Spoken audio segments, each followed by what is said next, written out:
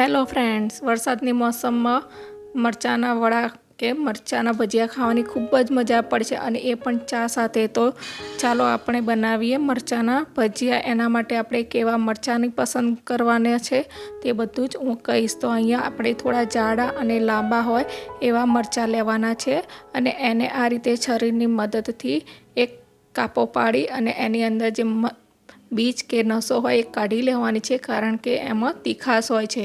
તો આ રીતે આપણે બધા બીજ કાઢી લઈશું। અહીંયા મેં 3 નંગ બટાકા બાફીને લીધા છે। હવે આપણે એનો મસાલો કરીશું। તો આદુ મરચાંની પેસ્ટ, સ્વાદ પ્રમાણે મીઠું, ધાણા જીરું, લાલ મરચું પાવડર, ½ ટીસ્પૂન તલને વરિયાળી લીધી છે અને 1 ચમચી ખાંડ અને લીંબુનો રસ એડ કર્યો છે અને ધાણા એડ કરીશું અને મિક્સ મસાલાને સારી રીતે એવો ટેસ્ટી બનાવીશું।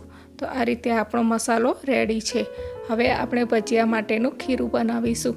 તો અહીંયા 1 કપ ચણાના લોટમાં મેં સ્વાદ પ્રમાણે મીઠું અને અજમો લીધો છે, જે પચવામાં ખૂબ જ મદદ કરે છે અને ½ ટીસ્પૂન હળદર લીધી છે અને અહીંયા અડધો કપ જેટલું પાણી રેડી અને બેટરને આપણે સ્મૂથ કરી લેવાનું છે। અહીંયા તમને બેટર આપણા ભજીયાને કોટ થાય એવું બનાવવાનું છે।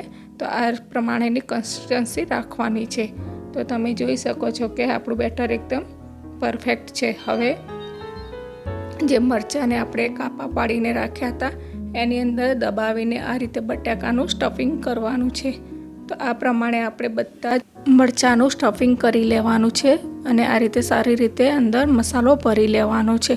તો તમે જોઈ શકો છો કે અહીંયા આપણા બધા જ મરચાં હવે તૈયાર થઈ ગયા છે। તો આ રીતે આપણે દબાવીને અંદર મસાલો ભરીશું। તો હવે આપણા મરચાં રેડી છે। હવે બેટરની અંદર મેં ચપટી સોડા એડ કર્યા છે અને આ રીતે એને બેટરને સારી રીતે મિક્સ કરી લેવાનું છે। હવે અહીંયા તેલ ગરમ કરવા મૂક્યું છે અને તેલમાં સહેજ મેં ડીપ કરીને જોયું તો આપણું તેલ ગરમ થઈ ગયું છે। તો આ રીતે મરચાંને ડીપ કરી લેવાના છે બેટરમાં।